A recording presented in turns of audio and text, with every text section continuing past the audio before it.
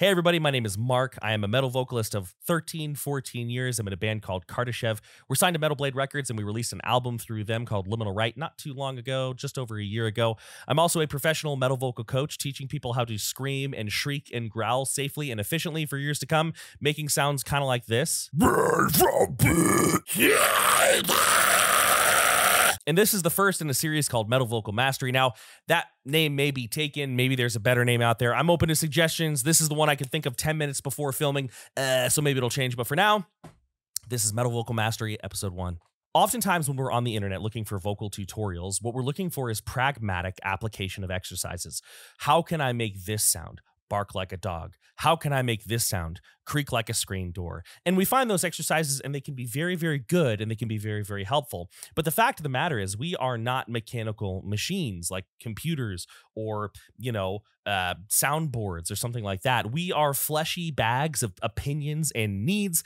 And as an organic instrument, sometimes we feel emotions such as discouragement, frustration, dare I say, despair. So to start off this series, we're going to move past things such as here's how to do a false chord, here's how to do a fry, and we're going to focus on here's what to do when you're really frustrated with your voice and you're thinking about quitting. And don't worry, I'm not just going to say be positive because that's awful advice. If I could just say be positive and everybody's issues were cured, I would be a therapist and I would work for a year and then I would retire for the rest of my life. Can you imagine the money I could make if I was just like, you're not anxious anymore and it was just gone? So don't worry, this is going to be more valuable than me just telling you to be mindful and meditate and, get over it. Those are great pieces of advice, but I'm here to give you something that you can actually use. Now, before we get into this, you and I have to agree on something. You are a vocalist now. Maybe you're not the vocalist you want to be. Maybe you're not a super professional vocalist, but you, if you're watching this video and you are on your metal vocal journey, you are a vocalist now. Don't say you're not. When somebody asks you if you're a vocalist, don't be like, well,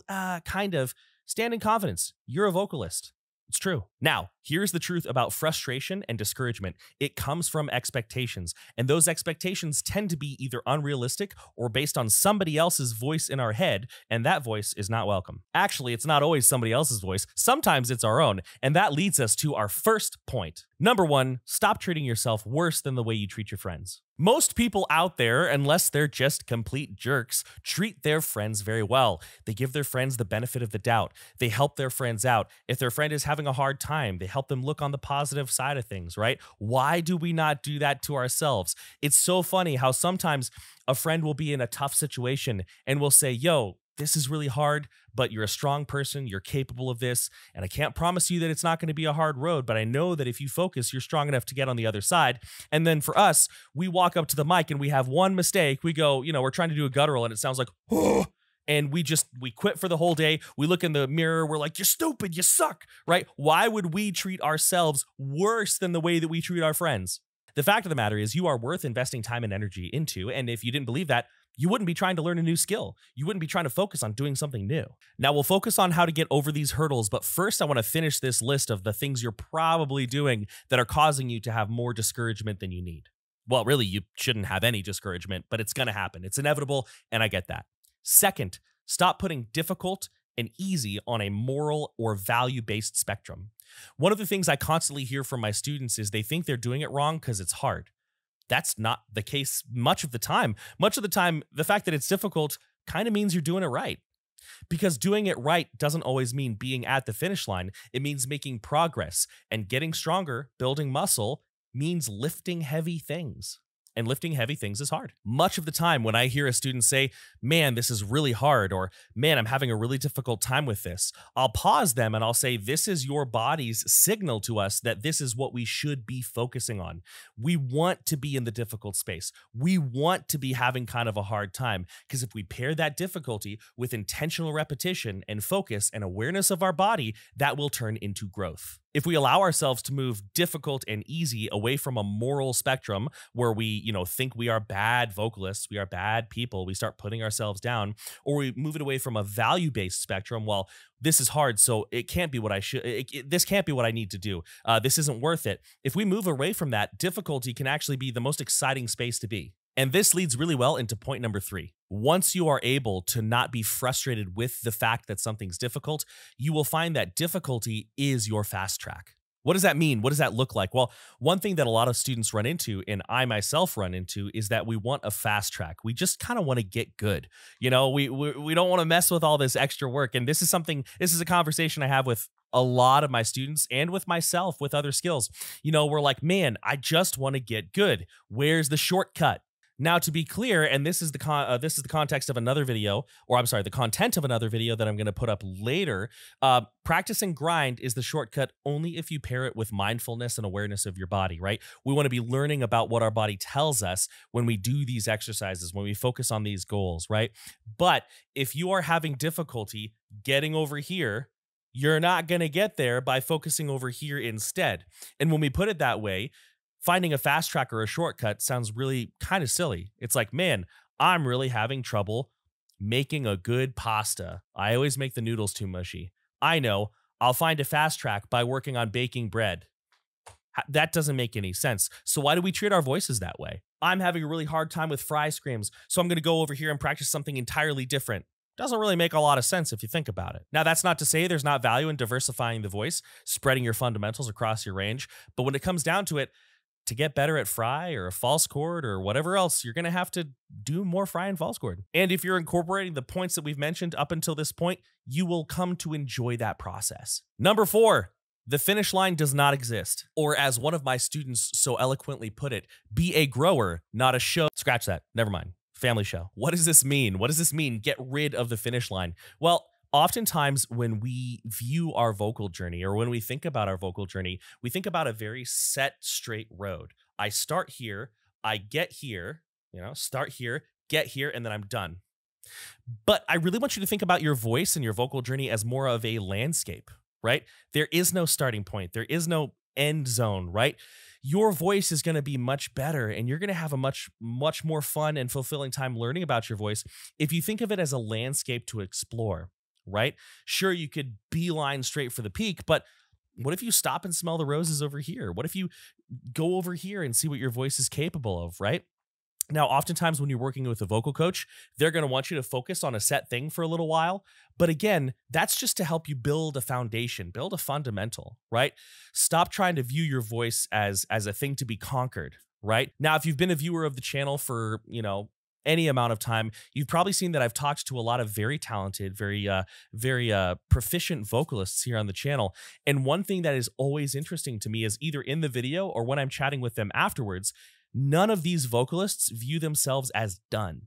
Yes, some of them have said they're very, very happy with where they are, but they're also saying like, hey, it'd be cool to learn this, or hey, I can't quite wrap my head around that, or, I think it was Cheney Crab from Entheos. She said, I want to always be learning a new technique. I want to always be doing something different with my voice because that way I'm always enjoying this vocal journey. I'm always experiencing the aspect of learning.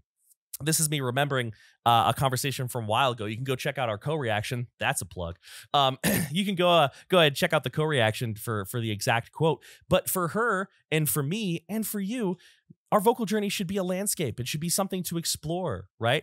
You should never be done. You're always going to be a student of voice. And if you can let go of the frustration, that's actually a really exciting and fun prospect. And point number 5, you're not the 1% of vocalists. You just aren't. Okay, I guess technically there's a chance that you are. But, I'm talking about these people that we see on the internet. I'm 35 years old. And I've had this conversation with a lot of my students. So if you're one of my students watching this video and you're like, hey, is he talking about me? I'm talking about like 50 of you. And I'm also talking about myself because listen, I'm also not above all these things, right? If I'm talking about metal vocals being a journey, I'm going to be upfront and transparent with you. I get discouraged too. And I have to take a step back and remind myself of these points. I have to stand in the mirror and be like, yo, Mark, you need to practice what you preach and kind of cool down. But anyways, what I mean by this is, I'm 35 years old. Sometimes I'll be on the internet and I'll see a kid no older than 14 or 15 doing sounds I could only dream of at their age. Maybe even making sounds that I'm not capable of making now. And that can be frustrating. I'm not going to lie to you. But the fact of the matter is you just can't compare yourself to that person. Some people are really, really, really naturally talented at things. And I am not, and you probably aren't either. Now, that being said, those are some of the main points that you're probably doing that are getting in the way of your vocal journey and causing you to be discouraged and upset and frustrated. But knowing all that is not really super helpful, right? One thing we have to do is we have to realize that mindset is only valuable if you're acting on it every day in your life, right? A mindset is only as valuable as your pragmatic application to it in your daily life. So let's talk about what you can actually do to say like, hey, these are the things that I know.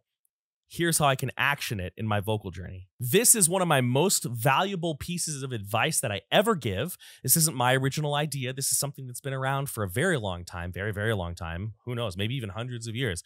But this is one of my most valuable pieces of advice that I give, and simultaneously, it's one of the least followed. So be the combo breaker. Take this suggestion and try it for 30 days, 60 days. I don't care how long, but give it a try. Keep a vocal journal. It really can be in whatever format you want. But for me, one of the most valuable things was a Word document or like, something on Google Drive, and then a folder of a lot of your vocal practices, a lot of the sounds that you make. The benefit of this vocal journey, or this vocal diary, I should say, is that you can look back on your progress from a long time ago. Not even a long time ago, right? One thing that would be very valuable is maybe not even every time you practice, but much of the time that you practice, take your recordings, however you're doing them, whether it's on your phone or in, a DAW or something in between, upload them to a folder on your computer or just keep them in a folder on your phone, right? And go back and review them when they're about a month old, right? Take a video of yourself on the first of the month. Take a video of yourself on the last of the month. Do you sound different? Do you sound the same? Do you sound better? If so, awesome. Hell yeah. Keep doing what you're doing. If not, don't be discouraged. Use these tips. First and foremost, in your vocal journal, write out your biggest, massivest goal, right? Write out the biggest goal that you have. Doesn't matter what it is, right? It's okay if it seems really, really far away. In fact, we want lofty goals. I am a big fan of very, very lofty goals. So let's say you want to do a cover of The Migrant. You want to do a cover of The Migrant by Shadow of Intent, and you want to upload it to YouTube. That is a hard song for a lot of people because Ben does not stop. He goes and goes and goes at 1,000,000 miles a minute, and it sounds awesome. Now, if you were to leave your goal there, you're going to get frustrated. You're going to get angry because, listen, you're not going to hit that right away unless you're already on Ben's level, right? You're just not. You're going to have to work at it. If I did a cover of The Migrant, I would have to probably practice that song for a couple weeks till it was good enough to where I would want to put it online. So here's what you're going to do. You're going to write out that big goal, and then you're going to write out a bunch of manageable milestones that lead up to that goal. Here's what I mean by this. Let's say I was taking a road trip to my home city of Phoenix, Arizona, to New York City, New York. Imagine if I was really frustrated when I saw the border of New Mexico or Colorado or however I was trying to get there, and I was like, this isn't New York. Everybody else in the car would be like, yeah, bruh, that's how geography works, dude. You got to get through the other states before you get to that one. What's your expectation? Well, that's what we do to ourselves a lot. We have a goal of covering The Migrant or doing something else. And then when we reach a really solid milestone, when we reach a point of success, we get pissed because we're not there. In fact, one trend that I have with a lot of my students is when they're the most frustrated is usually when they are right at or about to reach one of their milestones. So here's an example of what those milestones can look like. And I wrote them out here because, I didn't want to forget them. 1, hold your current low scream for an extra 1 second. Let's say you can hold a low scream for 2 seconds. Holding it for 3 is an awesome milestone. That means you're getting better. Practice getting through a tongue twister with your lows. She sells seashells by the seashore, Irish wristwatch, Peter Piper picked a peck of pickled peppers, whatever you want to do, being able to get through a tongue twister is a really, really good way of practicing articulation outside of the song and then moving into the song. Now, you might be thinking, Mark, why don't I just practice a line to the song? You can. It's going to do almost the same thing. But for some reason, having difficulty with a tongue twister tends to frustrate my students less than having difficulty with the song, even though it's the same thing. Rapid fire articulation over here, not as frustrating. In here, more frustrating. So what we can do is we can practice the tongue twister, move into the song, and then once we get there, that part's easier because we're used to that quick articulation and the steady airflow that's required, and it can kind of go smoother. Another milestone you could do is getting good at practicing the song at half speed, and then, quarter speed, and then full speed. And you can find websites online that'll do it. You can even in YouTube slow down the video. You push the little gear and you can slow down the video. So maybe there's a section of the song that's really, really fast. Well, get to the point where you can do that at half speed with your eyes closed, which is a really weird thing to say for vocals because you don't need to have your eyes open, but you get what I mean. And then when that's really easy, bump it up to like a quarter speed. And then when you're, or 3/4 speed, I guess it would be. And then when you're there, boom, bump it up to full speed. So you can approach it slowly. Then from there, maybe your next milestone is track the first stanza of lyrics, right? Be able to get through the first stanza of lyrics without difficulty, without pause, without pain or strain. When you can do that, get through the first 2, then through the first 3. By that time, you'll probably be ready to track the song in full. The next thing you're going to do with your vocal diary is you are going to identify your difficulties and talk about what you're going to learn from them. Here's a really good example. I used to suck at gutturals. I used to be bad at gutturals. I couldn't even really do them. And I used to focus a lot on why I couldn't do them, right? Or not even really why I couldn't do them. I used to focus on just the fact that I couldn't do them, right? So I'd be like, man, gutturals are so hard. I just can't do them. This is really difficult. I don't know what to do. And while that is a cathartic experience, it's not very useful. It's not telling you anything. You're not learning anything from that. I would go online and I would look on tutorials on how to do gutturals and they wouldn't work for me. And I'd be like, man, this sucks. And the reason it sucked wasn't because the tutorial was bad. It's because I already knew what I was supposed to do, right? I already got the idea, curl your tongue, pucker your lips, create space in your mouth, do the guttural, right? I knew that, right? What I was not keying into was why I was having a hard time. I wasn't using a positive mindset to focus on the difficulty for what it was. So eventually what I did is I sat down and I wrote out what I was doing, not wrong or right, just, hey, how is Mark as a vocalist trying to do a guttural? And when I wrote it out, it became very obvious because I said to myself, okay, I'm breathing this way, right? I'm keeping my throat relaxed. And I realized, oh, my jaw is really clenched and my tongue is balled up in the back. This is going to sound counterintuitive from somebody who runs a vocal channel and somebody who has an e-course. But one thing that tutorial videos and an e-course can't do for you is identify to you directly what you're going to do, what you're doing wrong. They can't do that, right? It's just, you can do that on one-on-one instruction. That's what vocal lessons are for. But for me to learn how to actually do anything with those tutorials, I had to pay attention to what I was doing. And so when I wrote out, I felt like an idiot, by the way. I wrote out, okay, so, you know, I'm breathing in like I saw in the Melissa Cross DVD, and my ribs are expanding. That's awesome. And my throat feels mostly relaxed. It's a little squeezed at the top, but that's okay. Oh, shoot, my jaw is really tense. Also, my tongue is like really pulled back and shoved back in my mouth. What's that about? Wait, I know that I'm not supposed to do that. What the heck am I thinking, right? There was a lot of clarity when I wrote out my difficulty and decided what I was going to learn from it. And then over time, my guttural went from like, you know, which is kind of where it was, tense jaw, balled up tongue, doesn't sound very good. And then it slowly started to open up.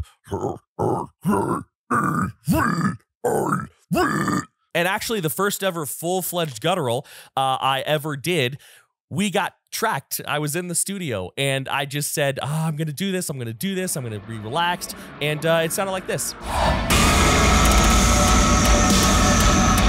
Now, had I just been angry at my difficulties and just gone on talking about how they were difficult and, oh, I can't do it, oh, I can't do it, I would never have improved, which, by the way, that's not to say, you know, we should be mean or impatient to people who are focused on their difficulties. It's a very understandable place to be, but we can help them and we can help ourselves be a little bit better. The last thing you're going to do with this vocal diary, well, maybe not the last thing, but the last thing I'm going to tell you to do with this vocal diary is you're going to write down everything that you do well. Sometimes this is even harder than pointing out the difficulties. When we are very self-critical people, it can be difficult for us to admit that we're doing something right. Sometimes I'll have a student and they're doing really, really well and they think that they suck. And I have to work to be like, you're doing great. You are doing well. And once they allow themselves to be kind to themselves, they really start to progress. A little bit of encouragement goes a very long way. And encouragement from me is great, but encouragement from yourself is better. So when you're practicing, whenever you have a tiny little victory, no matter what it is, holding that vocal for 1 second, realizing that you practiced for 35 minutes and you don't have any strain or pain in your voice. Maybe your voice didn't feel that dry that day. Maybe you realized that your soft palate wasn't as smushed down. Maybe it was lifted and more open. Any victory that you have, you're going to write it down. You're going to pay attention to it. Heck, put it somewhere where you can see it. Tape it up on your mirror in the bathroom. I don't care. Focus in on those positive moments. If you keep this vocal diary, which again, can be just a bunch of clips on your phone and, something in your notes app. But if you keep this diary and you use it to be kind to yourself about your difficulties, turn them into opportunities, and then celebrate your successes, I guarantee you're going to see progress. I promise, you will see progress. Now, it might take a month, might take 2, might take 6. But again, your vocal journey is not a straight line. It is a landscape to explore. Because in truth, all you really need to get better at metal vocals is focus, drive, and patience. You deserve kindness from others and from yourself, and I'm proud of you for working towards your goals. I'm proud of you for saying like, hey, this is difficult, but I'm gonna be good at this. I'm gonna take my time. I'm gonna allow myself to follow this journey, and I'm gonna get there. Now go have fun. Many thanks, much love. I'm out.